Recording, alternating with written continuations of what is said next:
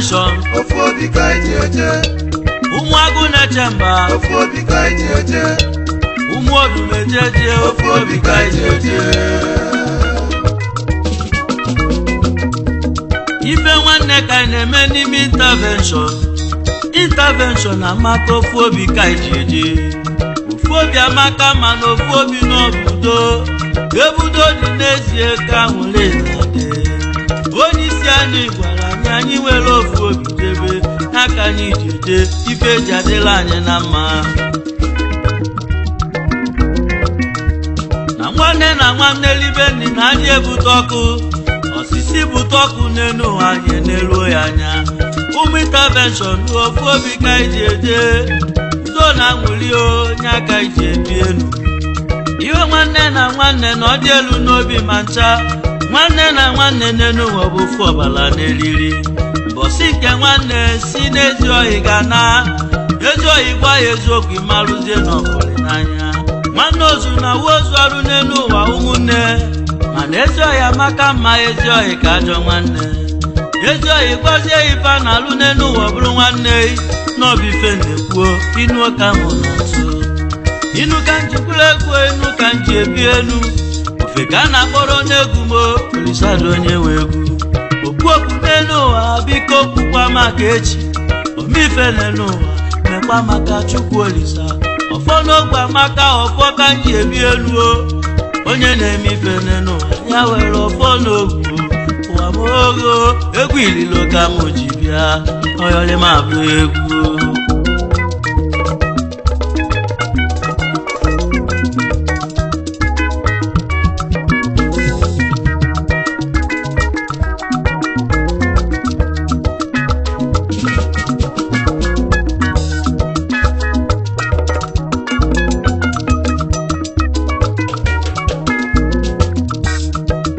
na nwanne ya ole n'ụwa ka mụ na-ekwu okwu odumejeje gwara anyị na mbọsị gboo na nọmba 14 Osuma nke dị n'Ọdagwu Ọnịcha ebe a nọbiri intervention ka na-agwa ya oke marụ maka na ife na-enwero mbido n'elu ụwa na o nwere isi otu esi wee bido intervention ka na-akọwa mgbe odumeje na-ebido ọrụ oziọma ka o ji wee bido otisie ya oziọma n'elu ụwa na ị ga-ekwelu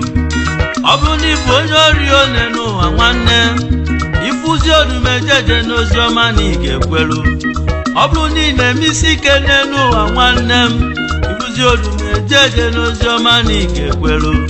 maka otisie ya oziọma na ọ ga-eburu ya amụma ife na-eme na ndụ ị n'ezie na ị ga-ekwelu ndị mmadụ wee bịaba n'ụlọ na-achọzi odumeje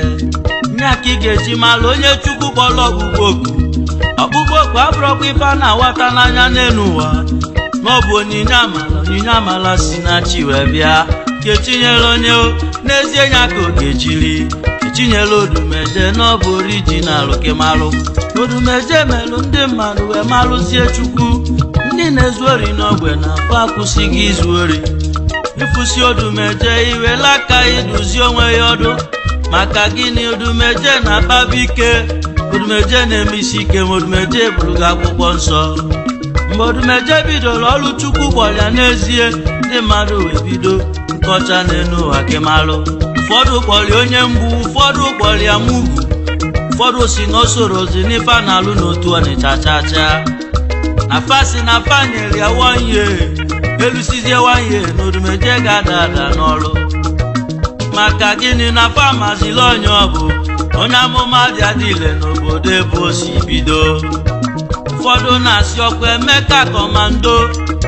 ụfọdụ na-asị ọkwa Emeka baresi ebe ụfọdụ si ọkwa n'ịga by nature gabụla anya onye amụma na ndị Ọnịcha ka nnukwa mana famarozi na tupu ga-apụta ụwa Chukwu kere ugo n'ọsago okwu ga-arụ maka na ọ si nwata jide nkakwụ n'oge debelu ya mmiri kwa aka ọ si nwata gụbezie n'uji n'oge nye ya mbazu oge eji guji mbọsị Chukwu kere aka oyibo ụbọchị ya bụ ka o kere mmiri dị ya n'ime maka na ọkụ dara ibe nyabọkwa nyụrụ anyụ ma ncha maka na a na-agba onye isi egbe chi onye isi a na-ezere ya mbọ onye ya na chi ya si eje o nwere ife onye ilo ga-eme ndị ogbe chọbazi Emeka ma afrozi Emeka kọmando ndị oyi na-ele anya ya ma afro Emeka bara esi elusie klọb achọba ya ma afro n'iga by nature onye ọbụla agbaghalịba maka na onye nwe egwu na klọb na afrozi ya mana ọ bụ Chukwu kpọlịa odumejeje alụbagolu chi ọlụ ife a bụ ife dị omimi ife mere Emeka na-akọwa mana ọ bụrụkwa ife ọfụ maka na o meburu n'oge Jizọs Sọl wee megide bụ ụmụ Chukwu emesịa Chukwu Olise akpọọ ya Sọl wee bụrụzie Pọl wee buru akwụkwọ nsọ wee kpaghalịba wee tọghatabalụ Chukwu mkpụrụ obi etu aka ọ dị n'oge odumeje onye a na-akpọ kọmando ya bụ Chukwu Emeka odumeje onye akpọrọ bara esi ya bụzi odumejeje onye amụma onye akpọrọ n'iga by nature ya bụzi n'ịga n'ime Jizọs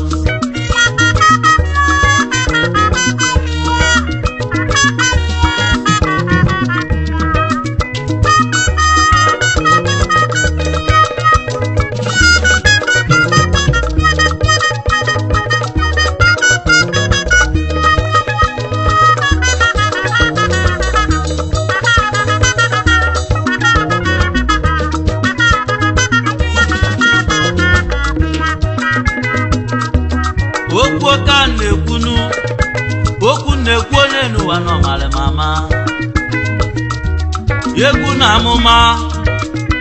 egwu na amụma si ofu ebe wee bịa ọ bụrụ na ịbụ nnukwu onye amụma Chukwu n'elu ụwa na ị ga-abụ onye egwu maka na egwu na ọ bụ mmụọ ka ị marụ ụfọdụ jere lụba ọrụ amụma n'elu ụwa na fafuru odumejeje ụfọdụ jere mebe ekpere na fafuru Chukwu Emeka odumeje ụfọdụ jekwalụ tibe egwu n'elu ụwa mana egwu amarọziba adị amụ ọrụ amụma amụ nwanne m na adị amụ egwu amụ ka ịmalị maka na egwu na obi ife ime mmụọ ọ bụrụ na akpọrọ ị n'ọrụ a ezuohi jechi ife ị ga-arụ egwu na obi ife mmụọ ka ịmalụ amụma bụ ka ife mmụọ na-adị amụkwa amụma amụ ka ịmalụ na-adị amụkwa egwu amụ ka ịmalụ onye ọmalụ n'elu ụwa welụ ọ bụ na ọmara ịchọzi ife ị ga-alụ ife onye na-eme malụ ya ruo ọmara ya ruo na ị ga-agafịa odumejeje gwara anyị n'elu ụwa onye ọbụla fụzie nwanne ya n'anya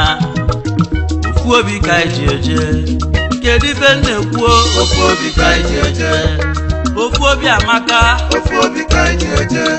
ofu obi na ọ bụ udo ofu obi ka eji eje ebe ịfụnanya dị ka obiọma dị ofu obi ka eji eje onye ọbụla malụ nwanne ya ofu obi ka eji eje ife odumejeje gwara anyị ofu obi ka eji eje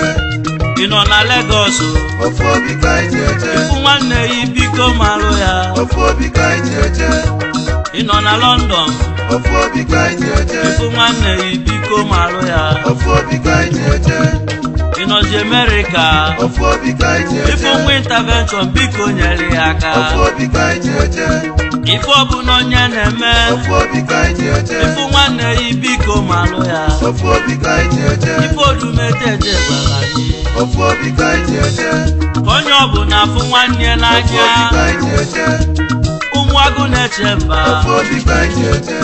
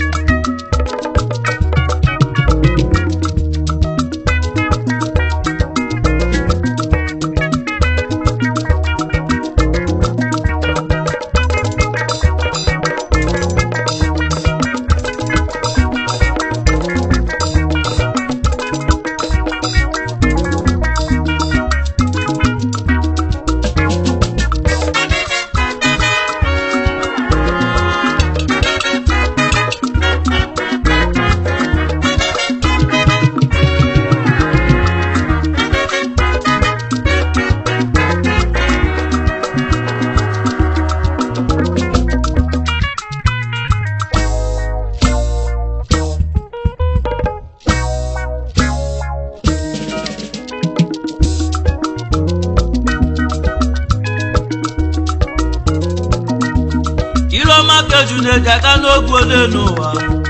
ogwu na-adụ ejuna ma ejuna nwelu ndidi nwanne okpofu na-agba nkịta n'elu ụwa nwanne mana ji ekwere ozi mmadụ marụ n'okpofu gbara ya maka na onye sụrụ ọbịa n'elu ụwa ga-atọ ka ka ịmalụ onye gbasịa bọọlụ oje ga-alaja oroma ekenezi onye nụrụ ọrụ n'elu ụwa nwanne m ekene onye nụrụ isi na fancha niile nọ n'ọrụ aibulu egwu jebezie nọọsụ yitụkwa onye ka mụ jeje mmadụ ka nchọwe jebe chifu payọs ọha na-emerụ onumeke n'eyi ezinodumeje onye ọma na-ịga dị keneli m ụlọlọ yo ezinne na-ịga dị afọ m ụlọ ọmụmụ n'elu ụwa nwa na ọmụrụ nwa Mrs. Florence ejechefu nwa magụ n'azịa ọkwa unu na-abụ bụ ndị m ụlọdumeje ọbịazie na n'ọnịcha na-atọ ndị mmadụ na-abụ maka na okeke ọha na-emerụ kpali ike mgbe buru gbogbo ekene onye ọmara ike ekene na ọgagụ ekene kali ekene ọ bụrụ demedeme n'ezie ojekejego kalaeze n'enu ụwa nwanne m okolu na kalaeze maka na ekene eze n'igwe na na-asịrị igwe imela nha ahụ n'enu ụwa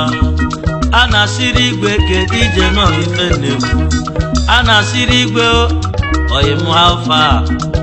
ọsọgodu ya nya bụrụ nwanne ịbịa n'iru eze ị ga-akpọlili ya igwe otie ya akụpe n'azụ n'ọbife na-ekwu ọ bụ onye ka mụ na-akọwa isi apụrụ gbaba okpu Cyril Godili Chukwuemeka nwa ọhanemelụ General Overseer Mountain of Holy Ghost Intervention Deliverance Ministry nke dị n'otu Ọnịcha onye amụma mekene yo n'ifi na-alụ ebuka kpanụ onye ọgbalụ ya were anya tọbịa n'ọgafụ n'anya orumejeje Lionisef udogwa ijeje mba orumekene yo onye amụma onye amụma si mụ kene ụmụ intervention niile ndị ji ofu obi aga n'ọga dịlụ unu na mma anjebu ụmụnachi na ụmụnachi na-eri ede obodo na-eri ede na fa nwelu n'obi ọcha obodo na-asụ ede na fa nata nwụsụ ịnụ ka mụ na-atụ olisado onye nwegwuo anyị bata ụmụnachi bụ onye ka anyị na-achọ mmadụ ka ibie regi nwanọriefo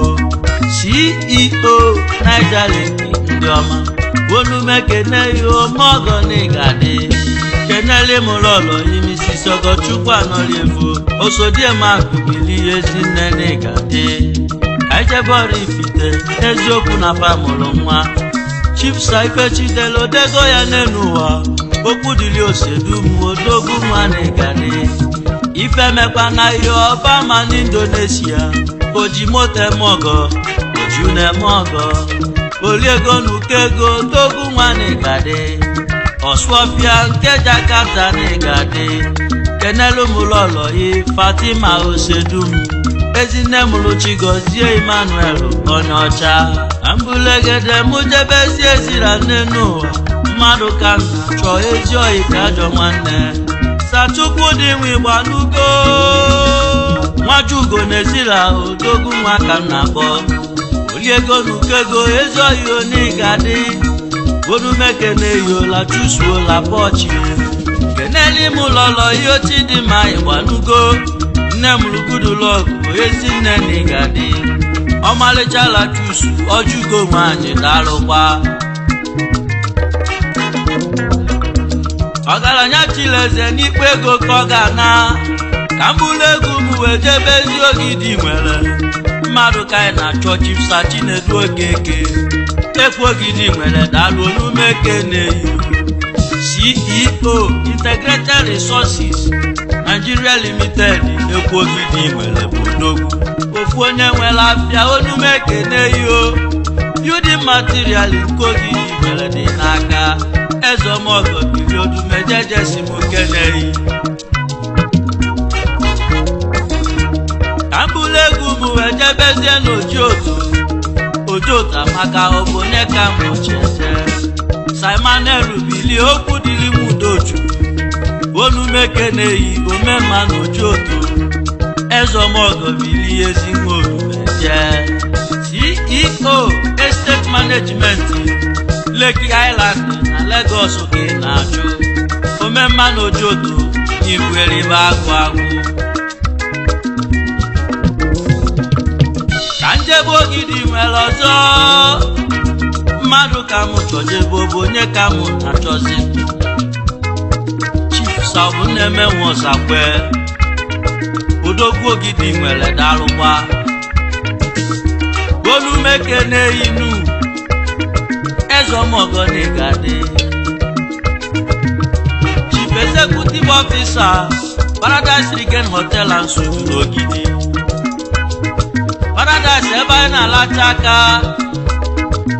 n'ọdị n'oyi Olisa Nsasị Onumeke na-eyi ife na-alụ ebukakwa Nsasị onye nwere ife ọkwa ibu Managing Director Nsasị Food and Beverages anyị nwere Nsasị Table Water Nigeria Limited odogwu Ezeomogo Onumeke na-eyi ezigbo Ogidi alụkwa ụmụ Odumejeje ofu obi ka anyị eje ụmụ intervention ofu obi ka anyị eje Anabala Agụmba ofu obi ka anyị eje ụmụ agụ na-eche mba niile ofu obi ka anyị eje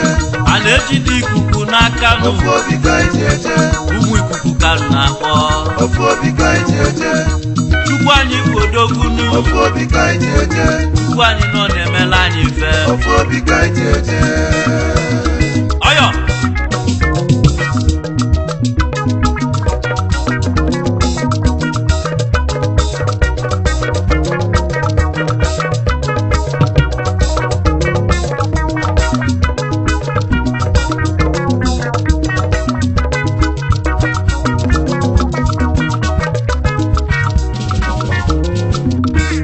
Odumejeje onye amụma ife na-alụ n'elu wee bukakwanụ the founder of Alabasta Healing Cure Water mmiri na-enye ndụ mmiri a na-agwọ ọtụtụ ọya iburu nje bịa Alabasta na ọ ga-agwọ gị ịṅụzi Alabasta ị ga-enwere onwe gị Chukwuemeka Odumeje Chukwu ji arụ ọrụ onye amụma ka mbụlụ ego m wee jebezi Imo steeti ka nkenewe intervention odogwu n'ịdị mma Honorable Eric Nwanom n'ịdị mma former special advisor to the governor on Niger Delta Affairs and managing director of Neris Overseas Nigeria Service Limited, Port Harcourt.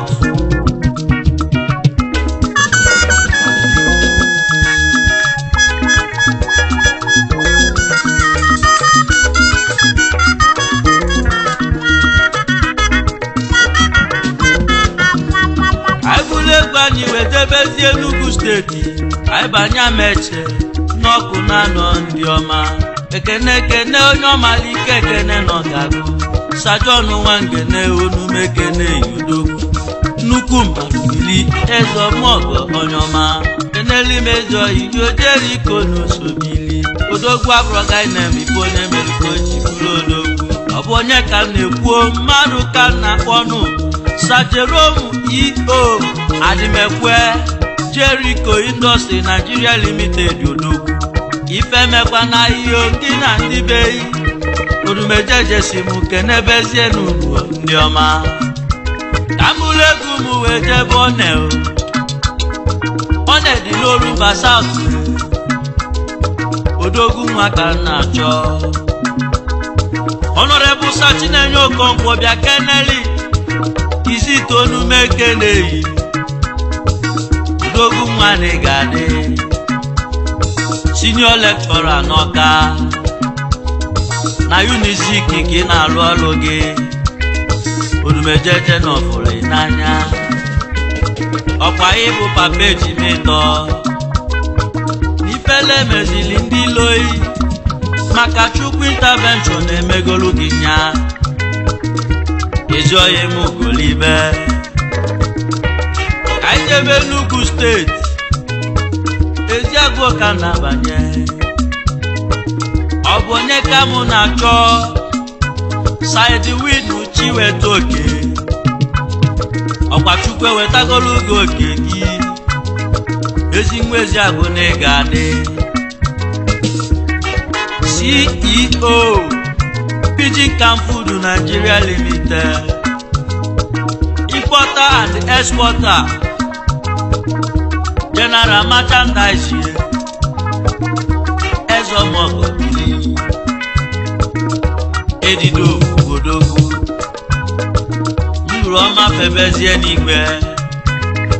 ezigbo nwa intervention bili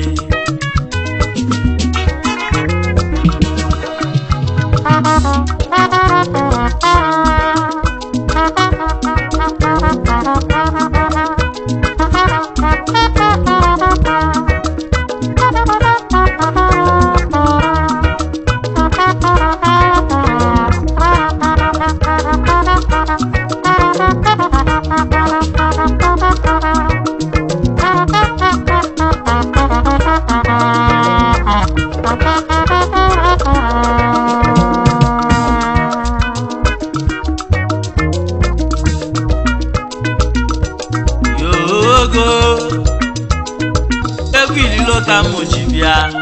ụmụ odumejeje ofu obi ka ije ụmụagụ na-eche mba ofu obi ka ije ana